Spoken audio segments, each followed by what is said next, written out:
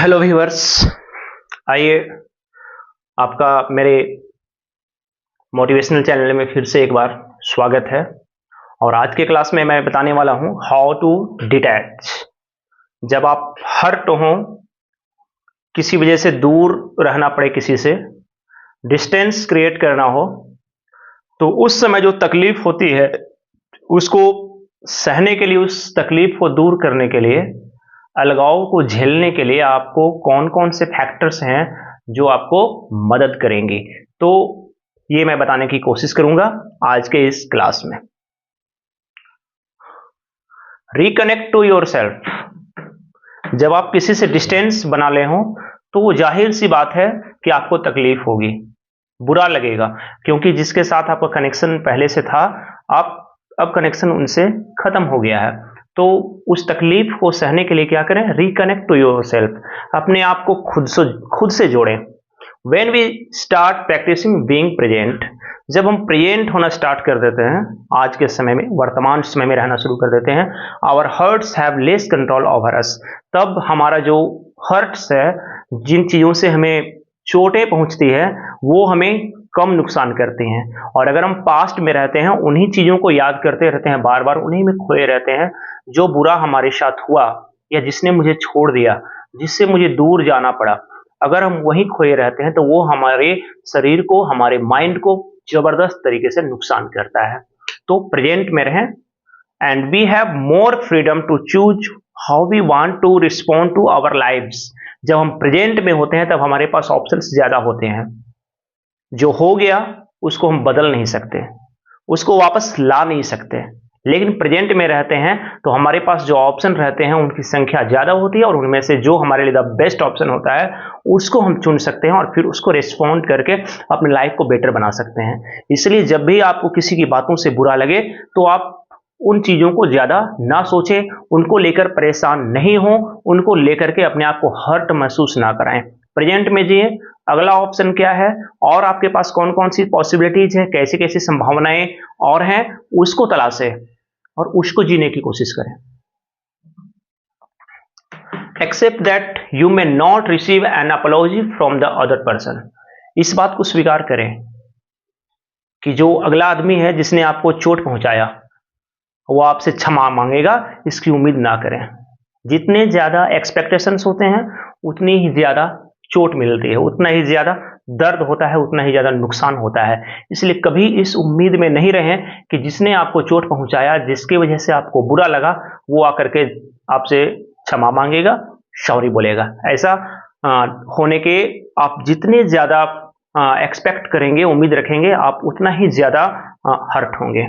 Waiting for an apology can delay healing. आपका जो चोट है वो भरने में नुकसान कर सकता है अगर आप किसी का इंतजार करते हैं कि वो आकर के आपसे माफी मांगेगा। इसलिए कभी उम्मीद ऐसा ना करें। इफ यू आर हार्ट, अगर आपको बुरा लगा हो, focus on your own healing. खुद से उसको भरने की कोशिश करें कि मैं अपने चोट को कैसे खुद से भर सकता हूं। Even if you don't get an apology, कोई क्षमा याचना आपके पास नहीं आएगी, कोई भी अपॉलॉजी आपके पास नहीं आएगा, कोई भी सॉरी वर्ड आपके पास नहीं आएगा। आपका खुद का चोट है, खुद का दर्द है, आपको खुद हील करना है, खुद उसको भरना है। ऐसे मान करके चले और उसके लिए कोशिश करें। दूसरों से उम्मीद नहीं करें कि कोई आकर के आपके चोट को भर देगा या जिसने आपको चोट पहुंचाया वो आकर माफी मांगेगा। Engage in self care. अपने आप को केयर करने के लिए उसमें व्यस्त रहें। The more we can implement self-care into our daily lives, the more empowered we are. हम जितना अपने आप को इम्प्लीमेंट करेंगे सेल्फ केयर करने का डेली के अपने डेली लाइफ में, उतना ज़्यादा ही हम अपने आप को एम्पावर करेंगे, मजबूत बनाएंगे, अपने आप को स्ट्रांग बनाएंगे। When we are hurting, जब हमें चोट लगती है, बुरा लगता है, दुख पहुंचता है, it can feel overwhelming, तो हमारे मन को उद्वेलित कर देता है, बहुत अधिक कष्ट होता है। सही बात है, होता ही है। Self care means setting boundaries. Self care का मतलब यहाँ पे हुआ बाउंड्रीज को क्रिएट करें कि मैं इतना ही सोचूंगा, इतना ही करूंगा, मेरा ये लिमिटेशन है, मुझे इसको क्रॉस नहीं करना है, मैं इस लिमिट के अंदर ही किसी काम को करूंगा या एक्सपेक्ट करूंगा। Saying no, doing what brings us joy and putting our needs first. जहां जरूरी हो वहां ना कहना भी सीखें। जरूरी नहीं कि हर चीज के लिए आप हाँ में ही जवाब दें या पॉजिटिव ही रहें। जहां नेगेटिव रिप्लाई करना हो, रिएक्ट करना हो वहाँ नेगेटिव भी रिएक्ट करें। Doing what brings us Joy, जो हमें खुशियाँ देती हैं, जो हमें आनंदित करती हैं, जो हमें गुडनेस देती हैं, हम उन चीज़ों को करें। And putting our needs first, जो हमारे लिए इंपॉर्टेंट है, जो हमारे लिए आवश्यक है, उन चीज़ों को हम सिलेक्ट करें। जो हमें चोट पहुंचाती है, जो हमें दुख देता है, जो हमें दर्द देता है, उन चीज़ों से बचें। Allow the negative emotions to flow, जो नेगेटिव इमोशंस आपके अंदर है उनको बहने दीजिए। If you are avoiding negative emotions you are not alone. अगर आप सोच रहे हैं कि ये नेगेटिव इमोशंस जो आपके पास है आप इससे बचना चाह रहे हैं, तो आप अकेले नहीं हैं। हर किसी के जिंदगी में दुख है, दर्द है, तकलीफ है, मुसीबत है, हर कोई किसी न किसी डिफिकल्टी को फेस कर रहा है। You are not alone. Many people fear feelings like grief और सैडनेस। कुछ लोग ऐसे होते हैं, बहुत सारे लोग ऐसे होते हैं जो कि बुरा फील करने के साथ ही, सैडनेस के साथ ही अपने आप को हारा हुआ मानते हैं। सोचते हैं कि मेरे लिए अब कुछ नहीं बचा। Instead of shutting them out, बुरा मानने की बजाय, जो गलत हुआ उसके ऊपर रोने के बजाय लेट देम फ्लो, उनको बहने दीजिए। आपको रोने का मन कर रहा है, आप रो लीजिए, उसको निकाल लीजिए। Ignoring them can keep you stuck, और अगर आप इग्नोर करते हैं जो आपके अंदर चल रहा है, उसको फ्लो नहीं होने देते हैं, उसे अपने दिल से निकलने नहीं देते हैं, तो वो आपको स्टक करेगा। तरह तरह की बीमारियां, चिंताएं और तरह तरह के डिप्रेशन आपके पास आ जाएंगे। इसलिए उन चीज़ों को बहने दीजिए, हटने दीजिए।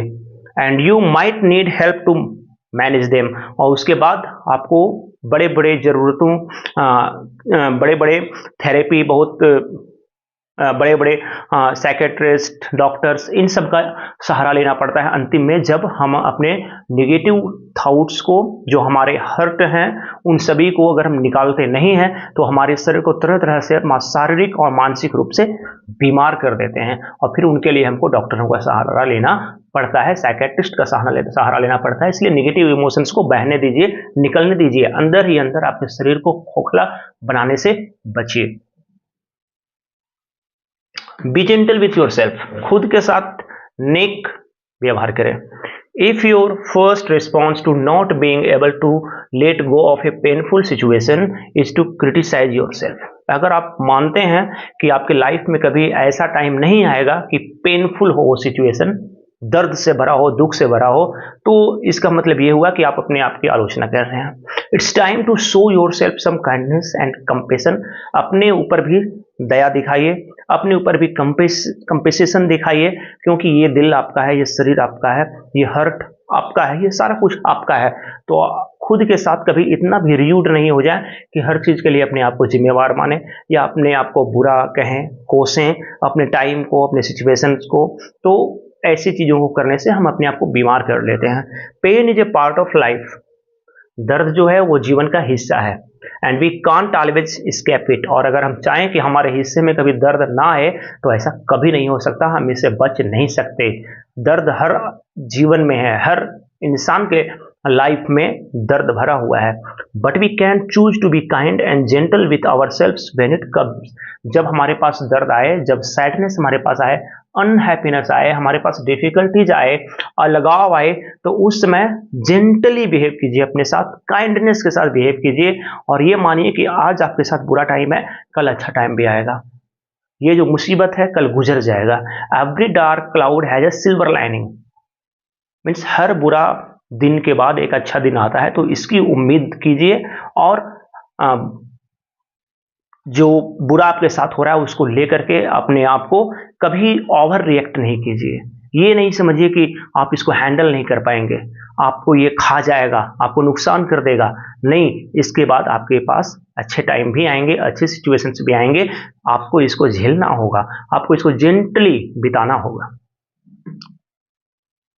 Cry when you need to, जब आपका मन अगर रोने का करे आप रो लीजिए। Crying does not indicate that you are weak, जो इंसान रोता है उसका ये मतलब नहीं होता कि वो कमजोर है। हर रोने वाला आदमी कमजोर नहीं होता। सिंस बर्थ, बचपन से ही, it has always been a sign that you are alive, रोने का मतलब होता है कि आप जिंदा है। क्योंकि जब बच्चा पैदा होता है उसमें लोग सबसे फर्स्ट जो थिंग देखते हैं उसके अंदर देखते हैं और बच्चा रोता है या नहीं, क्योंकि वो वेरीफाई करना चाहते हैं बच्चा जीवित है या नहीं। तो रोने का मतलब ये होता है कि आप जिंदा हैं। यह है चार्लोट ब्रांट का कोटेशन। इफ थॉट और memory comes up while you are shopping और इन द शावर, जब आप शॉपिंग कर रहे हैं या जब आप शावर कर रहे हैं, नहा रहे हैं, बाथरूम में हैं, लेट इट आउट, उसको बहने दीजिए, निकलने दीजिए। आपके माइंड में जो है चल रहा है, अगर वो किसी और तरीके से बहना चाहता है आंसू के माध्यम से किसी और तरीके से, तो उसको निकाल दीजिए। डोंट होल्ड इट इन और फोर्स इट, फोर्स मत कीजिए कभी, या फिर उसको थाम के मत रखिए, वो आपको नुकसान पहुंचाएगा, फिजिकली भी नुकसान पहुंचाएगा, मेंटली भी नुकसान पहुंचाएगा। Just let it happen naturally उसको जाने दीजिए। जो हो गया वो हो गया, आपका उसके ऊपर कंट्रोल नहीं था, इसलिए उसको ज़्यादा नहीं सोचना है, किसी तरह से इमोशनली उसको निकाल दीजिए। Trust that your body knows when it needs to grieve, विश्वास कीजिए कि आपके शरीर को ये अच्छी तरह से पता है कि कब दुख मनाना है, कब खुशियाँ मनानी है, कब अपने आप को सैडनेस में ले जाना है, कब आपके साथ जॉयफुल आता है मोमेंट तो कैसे आप तुरंत चीयरफुल हो जाते हैं, ये आपके शरीर को अच्छे से पता है। इसलिए इमोशंस के अनुसार, सिचुएशंस के अनुसार अपने आप को ढालिए। तो ये था आज का क्लास, जिसमें मैंने बताने की कोशिश की हाउ टू डिटैच, अलग होने के बाद, हर्ट होने के बाद, किसी तरह की परेशानी का सामना करने के बाद, बुरा समय आने के बाद अपने आप को कैसे उससे डिटैच करें, अलग करें। मुझे उम्मीद है कि आपको मेरा ये क्लास पसंद आया होगा। अगर आपने सब्सक्राइब नहीं किया है मेरे चैनल को तो सब्सक्राइब कर लें, क्योंकि इस तरह के बहुत सारे वीडियोज मैं प्रतिदिन लेकर के आपके पास आऊँगा, और लाइफ को एक बहुत ही आनंदमय तरीके से जीने के लिए बहुत सारे नुस्खे, बहुत सारे तरीके जो किताबों में बताए गए हैं, उसे मैं आप तक पहुंचाने की कोशिश करूंगा। Thank you. जय हिंद।